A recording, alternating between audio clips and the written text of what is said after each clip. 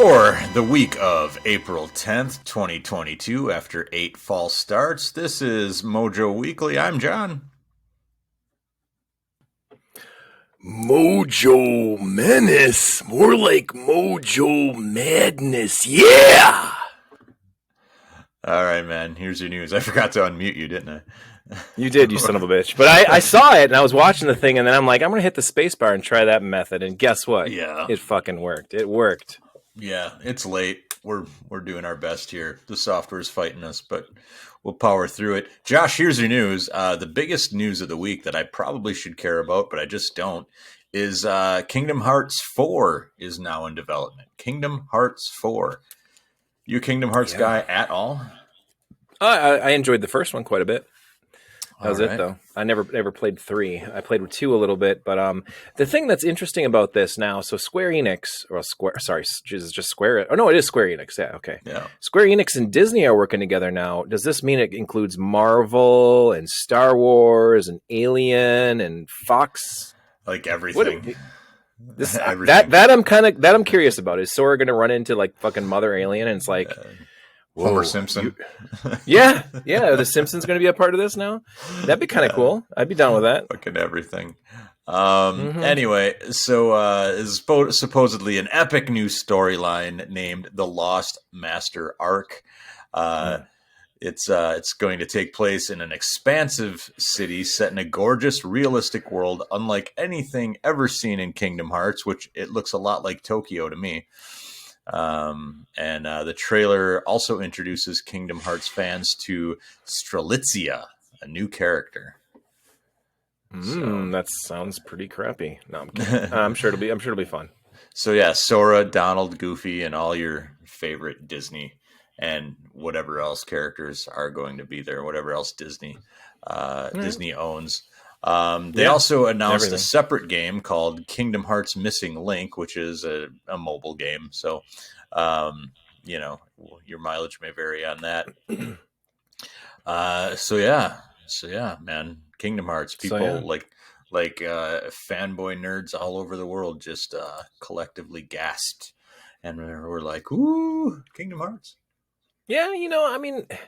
I hope it's fun. I hope it's cool. Kingdom Hearts 3 was fine. I never played it, but a lot of people really enjoyed it. I don't know. Yeah, we'd have to see. It's late, so I might sound a little more snarky than I intend to. But this is a series I've always meant to try. I bought the first Kingdom Hearts when it went on like PlayStation 2's Greatest Hits collection. $20. Yeah, never played it for more than like an hour, and I don't know why I just bounced off it, and then I never tried another one. When they re-released all this stuff for PS4 a couple of years ago, I was like, oh, now's a good time to jump in, but then they were impossible to find. That collection, like there was like they just didn't produce enough, I guess. So I was like, well, I guess I'm not going to try those. I really enjoyed like Secret of Mana, right? If you think of Secret of Mana, what's the idea there? There's like you control multiple characters, you got this interesting style of action, kind of hack and slash, but it's still an adventure RPG style gameplay. And the first time I played through Kingdom Hearts, when I got about halfway through it, I said, this is like a slightly less polished 3D Secret of Mana. And once I kind of like went through that in my head, when you're controlling Donald, Mickey, Sora and the other characters all at the same time, and you're kind of trying to get them to like, oh no, you attack the guys on the west side, I attack the guys on the east side, bloody six. But like, yeah, where you live. Actually, now I found out the whole town's been restructured for voting. I'm actually the 11th ward. Isn't that weird? Wait. I don't want to get too inside baseball. It's weird. It's weird for people who don't know what we're talking about, which is literally everybody listening. But I am. That's not the 6th ward anymore. It's one street over. If you're on this side of that main street or 64 or whatever it is, that is now the 11th ward past the fire station. They did that for restructuring of voting because I went to the wrong polling station to vote for mayor this last week. And I was like, wait, what do you mean? And they're like, no, you're 11th ward now, buddy. Go vote over there, pal. I was like, what? Yeah, that's crazy. That has been the 6th ward forever. Like that. It's still the 6th ward towards Ots Park. Yeah, but anything across the bridge is the 6th ward. I know. As far as I'm six concerned, is no more. That's crazy. That's bullshit. That is also some bullshit. To continue with Merylcast, who won the mayor? A guy named Haas. I don't So know. new guy, not the young guy Steve anymore. Haas. Oh, young guy didn't run. He just Oh, okay. he's like one term, and I'm fuck this shit. I'm out. So Yeah, then the old guy, it was two 80-year-olds. It was the older guy who used to be the mayor who retired, yeah. Bill who was by Bielecki. Bielecki Yeah, against and Haas, and he Haas lost, huh? won. He did. Oh yeah. Yeah. All right. Well, that's Merrillcast for the week. Let's get back to the news. In other news, Josh, I forgot your name there for a minute. That's how fucking tired I am right now. I'm an old man. I woke up from a Sunday afternoon nap to do this shit. It's basically Monday morning for you. Exactly. I know you have a relationship with Tomb Raider, playing it back on the Saturn back in the day. Because I did. Josh, I listen to you. I care. Oh, thanks, man. There's a new Tomb Raider game coming, and it will be built using Unreal Engine 5. Wow. So it was announced during the Unreal Engine big kickoff thing that they did, like a showcase. On Crystal Dynamics, Tomb Raider franchise general manager Dallas Dickinson. Sounds like a fucking football player, right? Does. Starting for Dallas the Packers, Dickinson. it's Dallas Dickinson.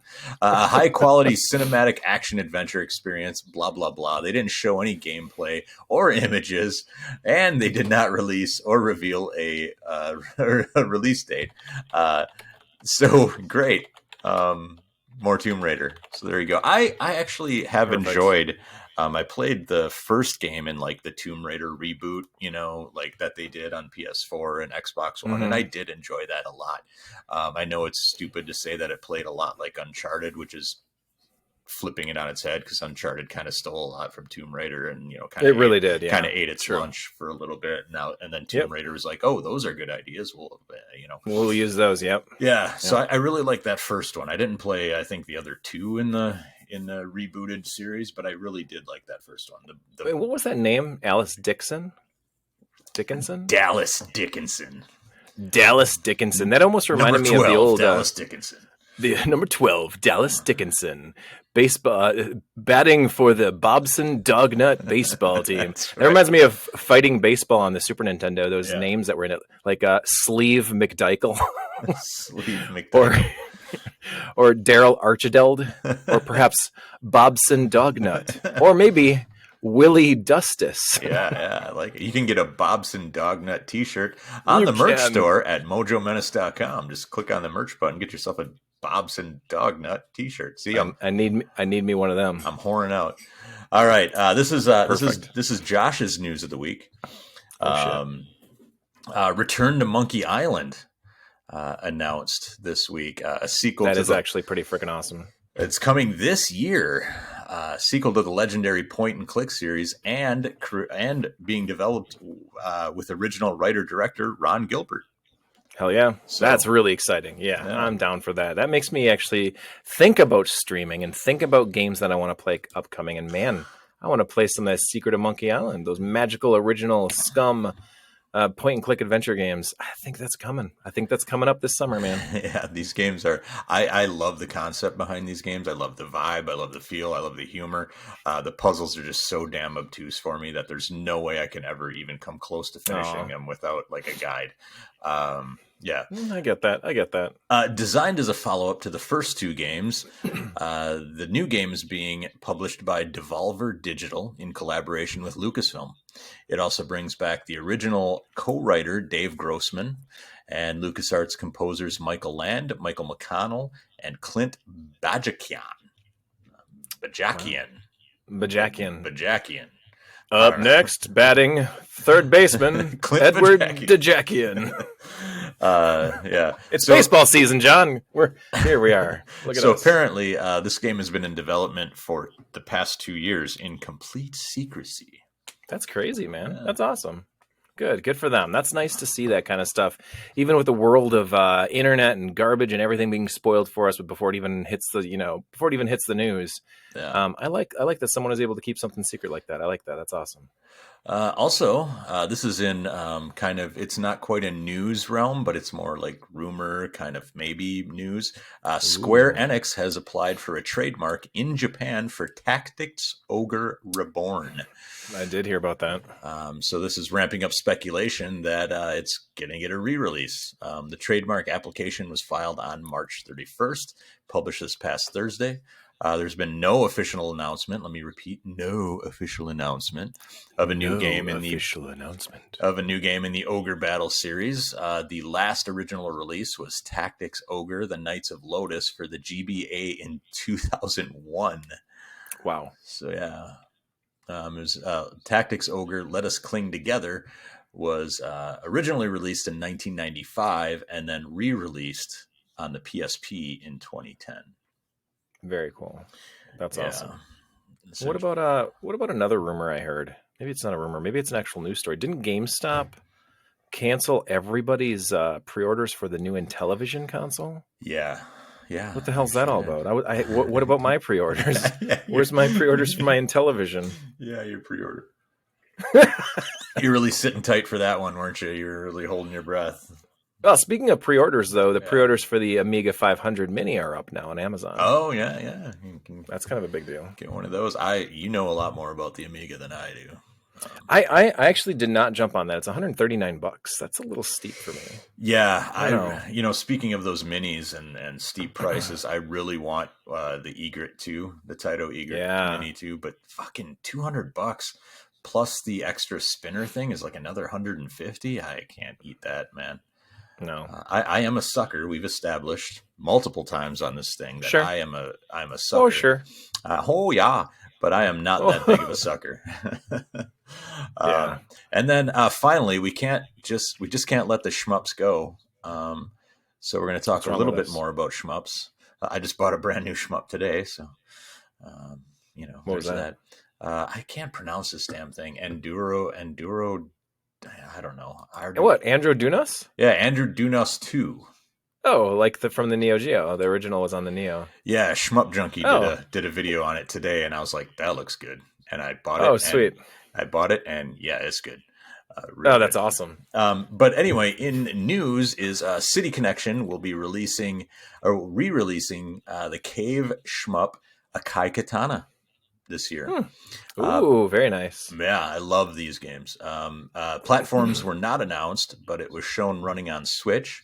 And then they also announced, here's another big one, the Layer Section and Galactic Attack S Tribute for pretty much all consoles.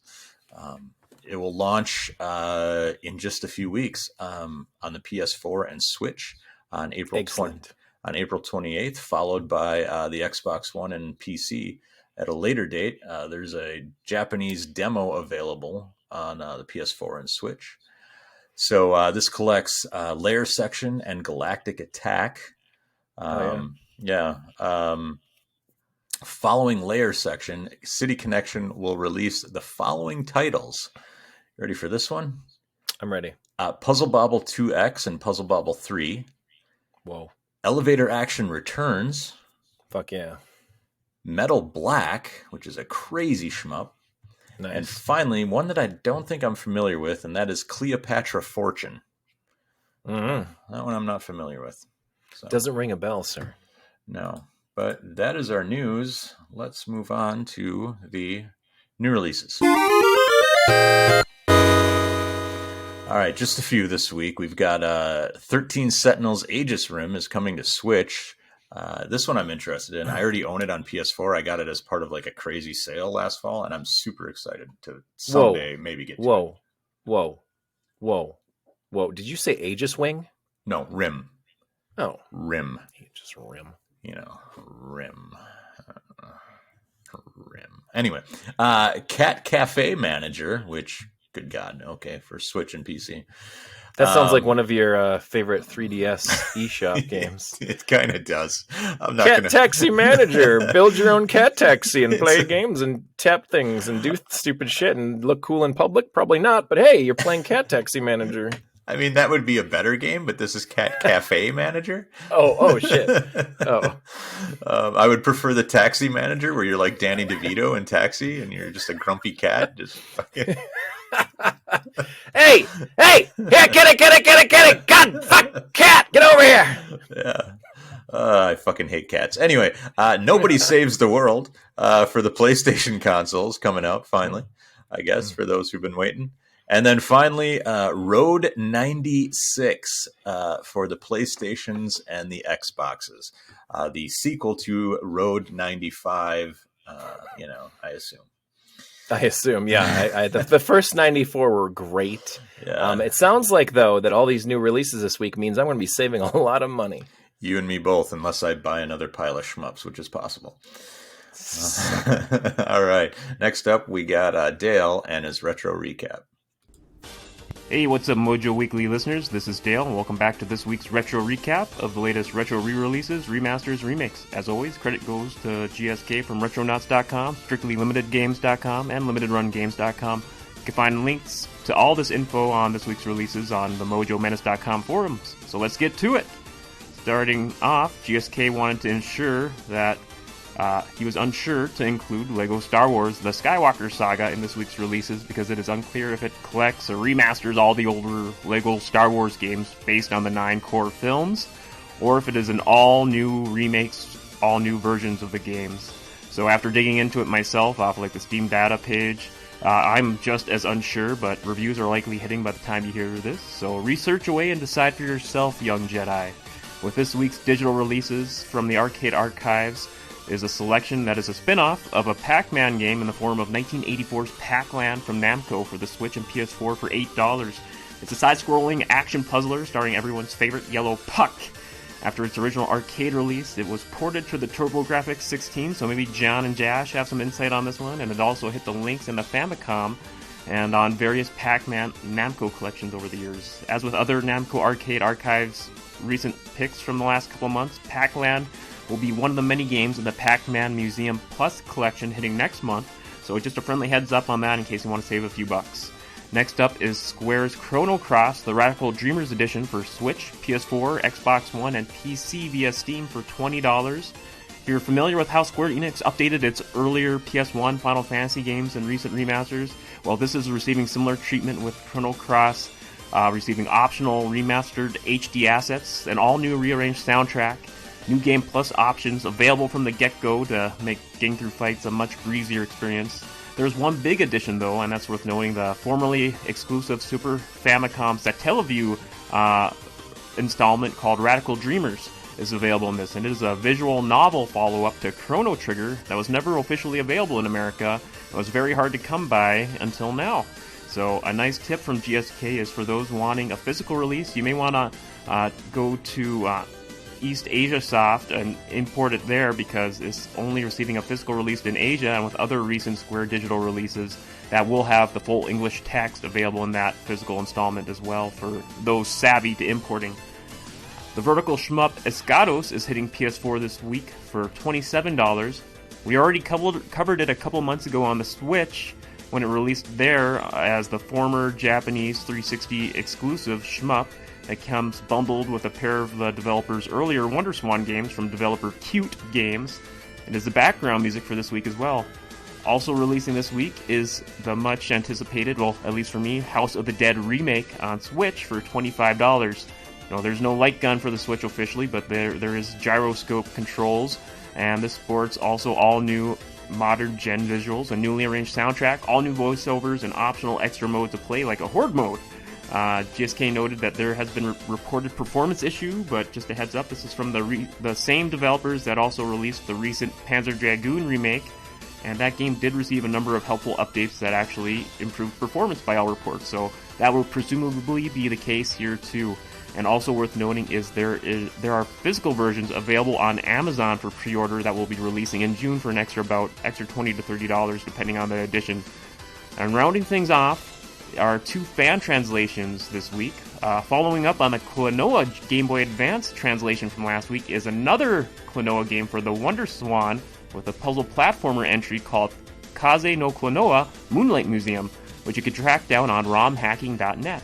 The second game is from a Saturn interactive comic with anime visuals called Yumi Mix Remix, which itself was an updated take on a Mega CD release with a few extras, and that can be found on stargood.org. So once again, if you want info on all this week's releases, make sure to check out the MoJoMenace.com forums. Back to you, John and Josh.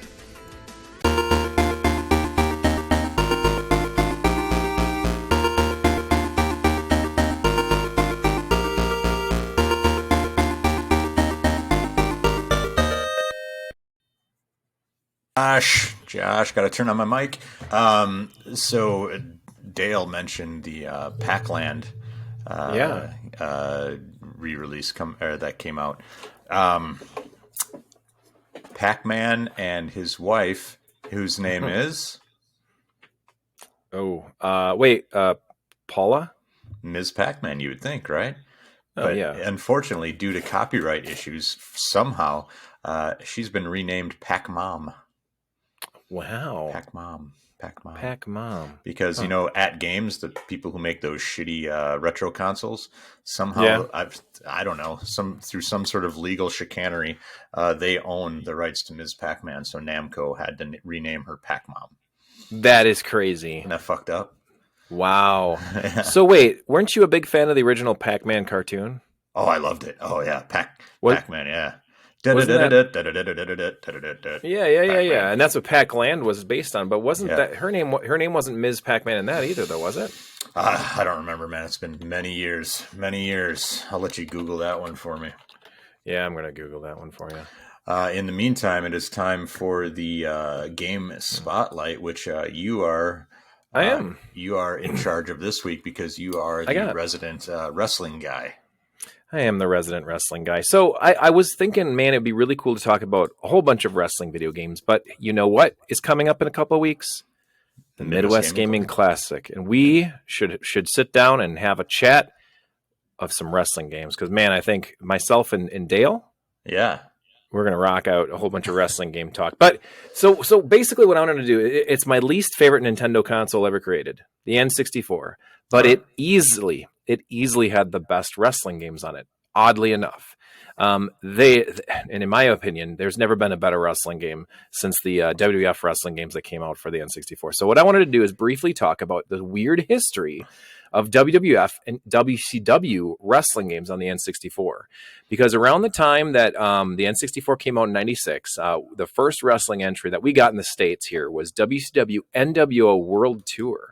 And it was actually a really cool wrestling game made by THQ of all people. And if you recall, in the 8 and 16-bit years, THQ was a shit company, believe it or not. Home Alone was one of their better games. But like Acclaim was better-ish. Like they had licensed some pretty good games, but when they were in-house developing stuff, man, it didn't turn out that great. But the wrestling softs, they had some pretty good games. Matter of fact, they had one wrestling game on the NES called WrestleMania Challenge that was actually developed by Rare. And the music was done by our own resident favorite Battletoads video game music composer, David Wise. And he made all the music for WrestleMania Challenge, which is actually a pretty damn fun game. They eventually moved on to the Super Nintendo. LJN, I think, and Acclaim kind of worked back and forth on which ones were being released. There was Super WrestleMania on both Genesis and Super Nintendo. There was Royal Rumble. There was Raw. I believe they even came out with like WWF Wrestlemania, the arcade game that was the Midway / Acclaim game that kind of used those Mortal Kombat styles, digitized sprites. And the WWF would eventually move into more of the 3D realm because of the N64 was like, we need 3D games. And so the first one to really come out was WCW Nwo World Tour. That was in 1997.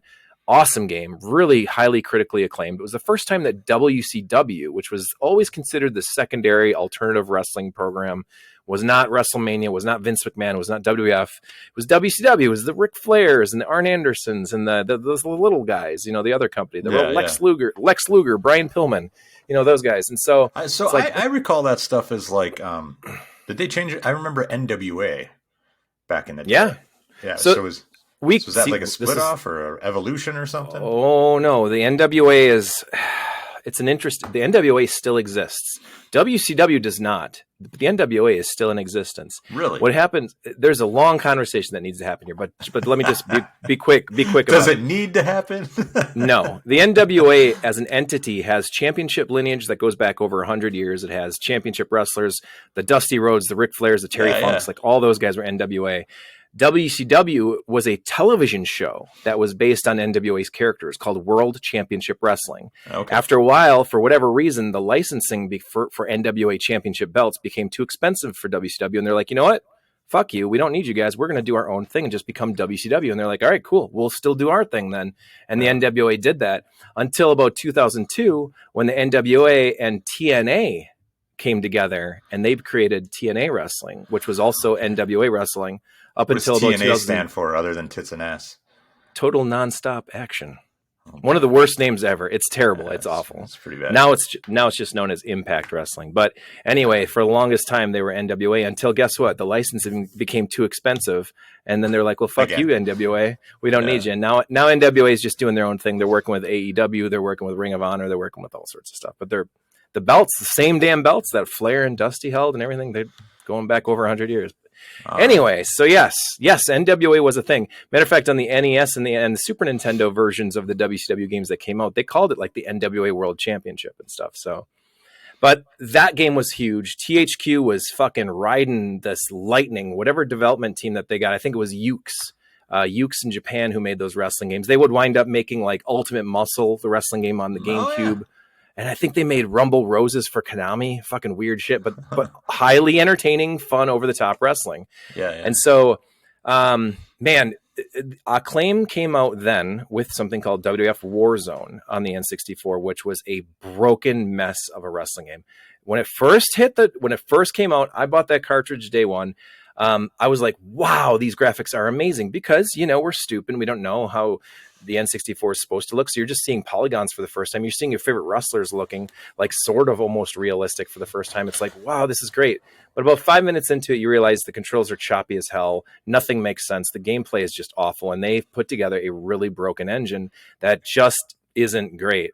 So THQ winds up working on more WCW games. Acclaim and WWF are kind of like, wow, we came out of the gates pretty broken up here. We're getting our asses kicked by WCW, which is supposedly the second best company, the smaller company, whatever. And so THQ comes out with WCW NWO Revenge, which was fucking phenomenal. Like it included like 85 wrestlers on the roster. You could go through picking all these things. There was different types of gameplays. There was different types of matches you could have. Royal Rumble type things, huge crowds, huge arenas, all this stuff. It was just so well done. Such a great game. Oh, and also create a wrestler. You could edit wrestlers. You could edit like Diamond Dallas Page to join the NWO. You could have Hulk Hogan and the Ultimate Warrior and Macho Man and like all these characters because WCW was just spending crazy amount of money for as many wrestlers as they could possibly find at the time. And what does Acclaim do? Acclaim on the WWF side, they basically came out with the same goddamn game again and they called it Attitude a year later. And it was just as bad as the original one, WWF Warzone. And so Acclaim and WWF decided at that point, they're like, yeah, we'd rather go with that THQ company. And so at the time, you're talking 1998, 1999 is when the gates or the momentum started to shift back to the WWF when Stone Cold Steve Austin was big, The Rock, Triple H, like it's the Attitude Era of wrestling. And THQ jumped at it. They said, well, see ya, WCW. Like we had a good run and we were making some great games, but now we can do WWF games. And so the interesting thing is the same year that WWF Attitude came out by Acclaim, THQ had already built the engine for the WCW game. So they literally just sprite swapped all the WCW characters out. Swap everything. And they put in the WWF guys and they came out with WWF Wrestlemania 2000 in 1999. So there was WCW NWO Revenge at the end of 1998, and in 99 came WWF Attitude and then WWF Wrestlemania 2000. It was like this crazy amount of new games that were coming out. But the funny thing about it is in WWF Wrestlemania 2000, you could do the create a character. And if you went into there, you could unlock all of the WCW guys that they sprite swapped out. I'm talking, you could have like NWO guys, you could have Scott Hall, Kevin Nash, Ric Flair, all those guys that were not WWF guys in a WCW, or get a WCW guy into the WWF ring. But after that, a long story short, WCW would wind up kind of starting to fall back down in the ratings again. They would, it sounded like a great deal at the time, but they'd sign a multi-year exclusive contract with EA Sports to make wrestling games for them. Yeah. And WWF and THQ would go on all the way up until they became the 2K company when THQ kind of went out of business. But the best wrestling game, in my opinion, was a completely rebuilt from scratch game that was based on that WCW NWO Revenge or WrestleMania 2000 engine, but it was built fresh this time, and that came out in 2000, and that was WWF No Mercy. It had crazy amounts of match types, 4-man or 8-man tags. It had ladder matches. It had Royal Rumbles. I mean, you could Survivor Series matches. You could have so. I guess I don't remember for sure if there's cage matches, because I remember no matter, maybe there was, but I remember no matter what console up until like the PS2 era, whatever you were doing, the cages just looked awful. Like they were just. Yeah. I don't know. It's not like you're doing hard to render, I would imagine. Yeah, it's not fighting vipers, so that looked good. But oh shit. But yeah, I just don't remember. And then so it was really weird during that era of wrestling. So you got WCW going to EA, you got WWF and THQ building their new relationship, which was beautiful. And then Acclaim's like, well, what the fuck? What about us? So then there's this little fledgling company called ECW, Hardcore Wrestling, and they're like, you could do us a game. And guess what? They did slap that same stupid engine that they built with Warzone and Attitude and put it in ECW, and it was just awful. And then it just kept on going. It just kept on going after that. But like, I don't know. I loved that time of wrestling. I just can't believe how many good wrestling games THQ built, and so quickly. Yeah. Because between 98 to 2000, or no, 97 to 2000, in a 3-year span, they came out with two different company games, 4 different games, all on the N64, and they were all flipping amazing. That doesn't even like begin to talk about all the ones that came on the PlayStation, because the PlayStation console got the SmackDown games and the WCW Nitro games and all kinds of shit. But man, it was a good time. It was a good time in wrestling, and the Attitude Era, video game era, I still think is the best. The new games that come out now, I'm not super familiar with, but I just know they're really buggy and very disappointing. So, man. I do think we need to get you and Dale together so you guys can just go hog wild on wrestling games for like an hour. And we would go hog wild. Yeah, Dale, here it is, right here, right now. I'm going to tell you like it is. You want to get in the ring with me, 1-on-1? Give me the call, man. Yeah. And I'll just sit back and drink a beer and watch you guys go. I hurt my throat. All right. Time for the last question. Oh, shit. All right, Josh. Favorite wrestler of all time, since we're on the topic. Your favorite professional wrestler of all time. AJ Styles. Never heard of him. Yeah, he's awesome. He was a long-time TNA guy. I like literally lost my throat. I lost my voice. Is he current? Is he retired? I have no idea. He actually is current. He wrestles in the WWF right now, or WWE right now. Gotcha. He's awesome. I'm going Jimmy Superfly Snuka. That's my choice. Good.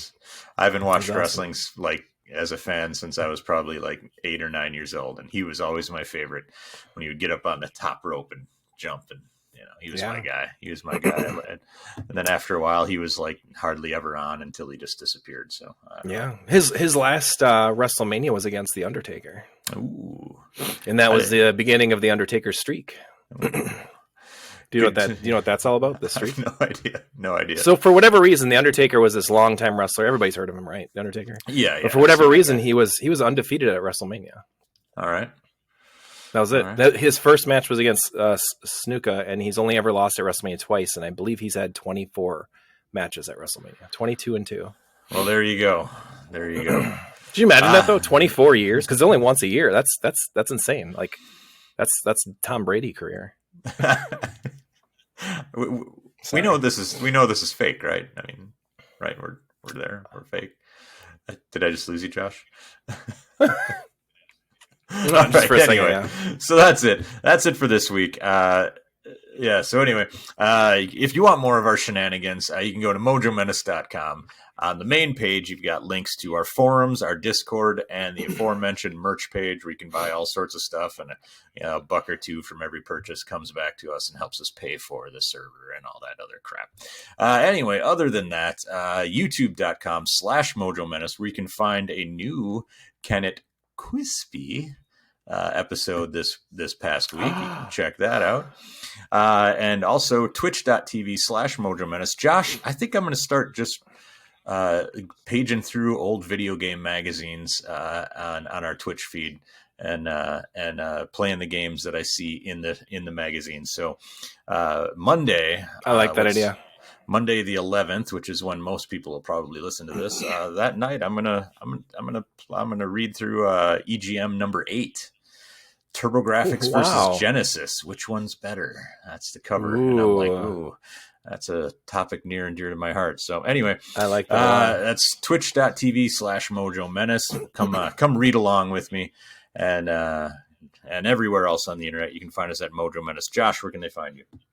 Well, if you'd like to continue the conversation with me on the Twitterverse about how wrestling, it's still real to me, damn it, is a thing. You can always at me at _Joshua Turbo. Don't forget the underscores. It is the most important underscore in all of the internet. All right. We'll see you next week. Bye.